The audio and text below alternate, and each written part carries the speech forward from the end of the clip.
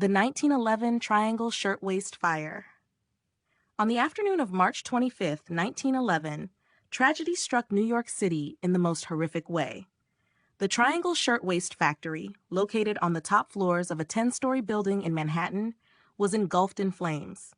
The factory was a bustling hub of activity, filled with young women working long hours, stitching shirts for some of the most prominent fashion houses in the country, but no one could have predicted the disaster that would unfold that day. The fire started on the 8th floor. It spread quickly, fueled by the highly flammable materials in the factory, piles of fabric, thread, and oil. Panic swept through the building as workers realized their escape routes were limited. In a tragic twist, the doors to the stairwells were locked, a common practice in factories of the time to prevent theft and unauthorized breaks. But on that fateful day, it sealed the workers' fate.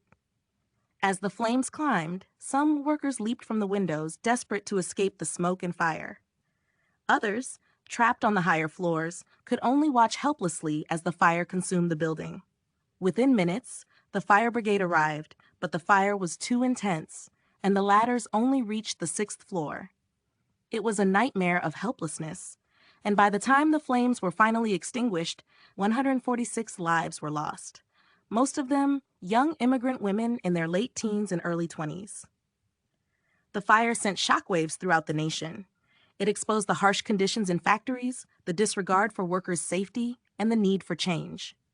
In the aftermath, the tragedy sparked a wave of labor reform, leading to better working conditions, stronger building codes, and the birth of the modern labor movement in the United States. But for the families of those who perished, the pain would never fade. The 1911 Triangle Shirtwaist Fire remains a haunting reminder of the human cost of neglecting safety in the workplace. It's a story of courage, of lives lost, and of the unwavering fight for justice that followed. If you found this story compelling, don't forget to like, share, and subscribe.